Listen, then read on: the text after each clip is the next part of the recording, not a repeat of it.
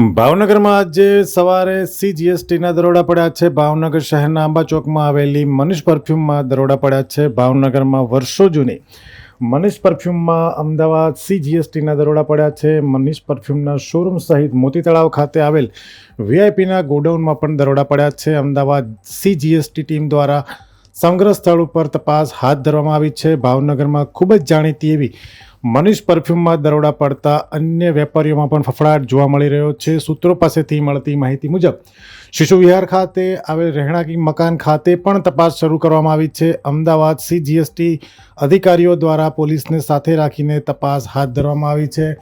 ભાવનગરના મનીષ પરફ્યુમ્સમાં દરોડા પડતા વેપારીઓમાં ચર્ચાનો વિષય બન્યો છે।